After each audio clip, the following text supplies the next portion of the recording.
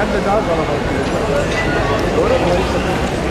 Hamas'a selam, direnişe devam. Hamas'a selam, direnişe devam. Tekbir! Allahu Ekber! Tekbir!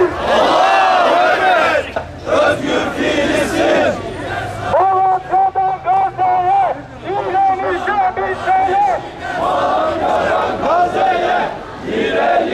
bin sene!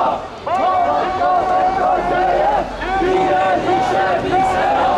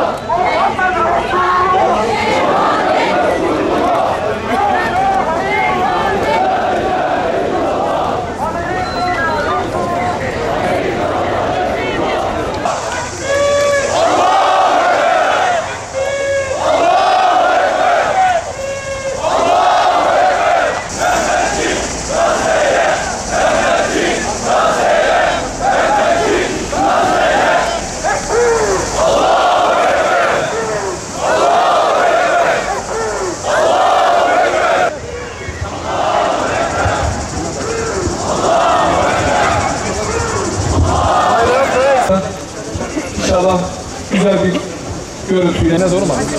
Öne doğru. Tüm bayram ziyaretleri şöyle tarafa gönderebilir.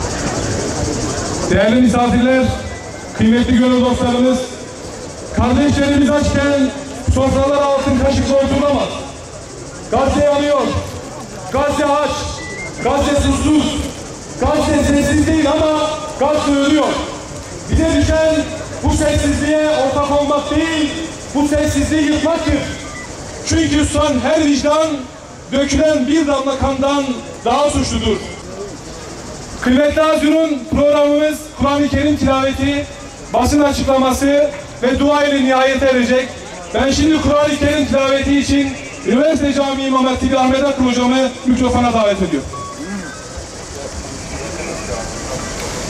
Bismillahirrahmanirrahim. İzes-semâ'u fatarat ve izel kevâkibu teserat ve izel bihâru fuccirat ve izel kubûru bu'sirat alimet nefsum ma kaddemet ve ahharat. Bugün burada bir araya gelmiş olmamızın tek bir sebebi var: insan olmak. Bugün burada toplanmamızın sebebi susan dünyanın çığlığı olmaktır. Gazze yanarken, çocuklar bombalar altında can verirken, Gazze'liler açlıktan ölürken bizler evlerimizde oturamazdık. Vicdanımızı kapatamaz, gözlerimizi yumamazdık. Bu yürüyüş sadece birkaç kilometrelik bir mesafe değil, Gazze ile aramızdaki vicdan mesafesini kapatma adımıdır. Her adımımız bir dua, her sloganımız, her suskun yürek için bir çağrı olacak inşallah. Gazze'de aylardır bir halk açlıkla, susuzlukla, yoklukla sınanıyor. Elektrik yok, su yok, gıda yok, en temel yaşam ihtiyaçları yok ve en daha acısı ses yok.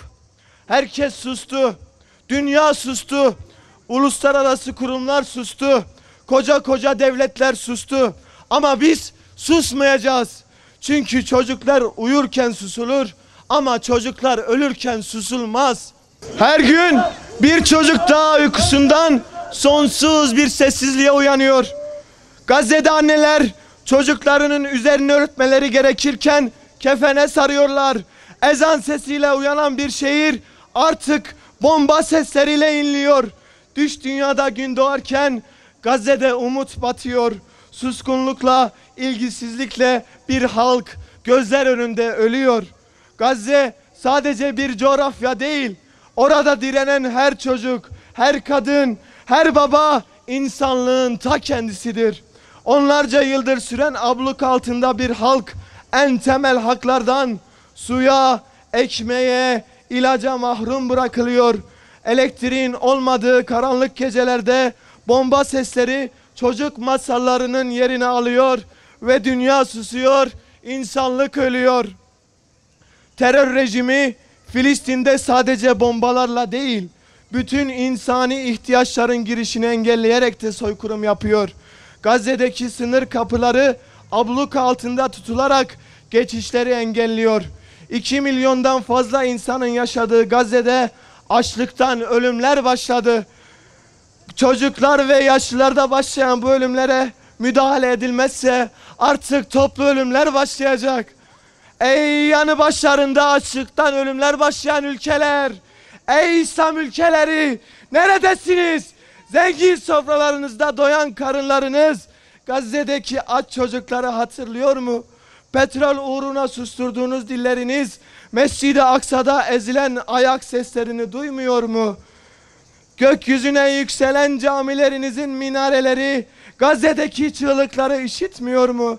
Saraylarınızda bir gece elektriksiz kalın da Gazze'de aylarca karanlıkta yaşayan çocukları görün. İsrail ile yaptığınız ticaretteki paraları helal mi sanıyorsunuz? Biz burada ümmetin en sade halkı olarak size sesleniyoruz. Filistin halkına sadece söz değil, fiil gerek, fiil gerek, fiil gerek. Silahsa silah, yardımsa yardım. Bari açlıktan ölen çocuklara bir lokma bir şey gönderin.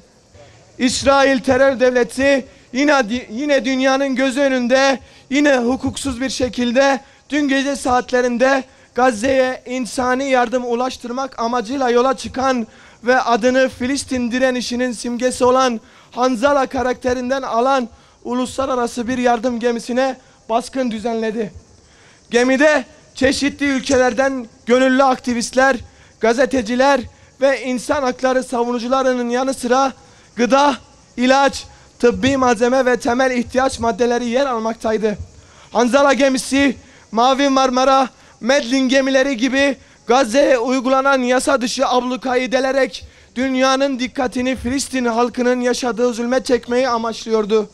Ancak uluslararası sularda seyir halindeyken terörist İsrail tarafından yasa dışı şekilde baskına uğramış, bu baskın sırasında silahsız sivillere müdahale edilmiş, gemidekiler anık kalınmıştır. Bu olay hem uluslararası hukukun ihlali hem de insani yardım çalışmalarına yönelik doğrudan bir saldırıdır. Allah için ve ihtiyasıl utanç bizim için, İslam ümmetinin liderleri için budur.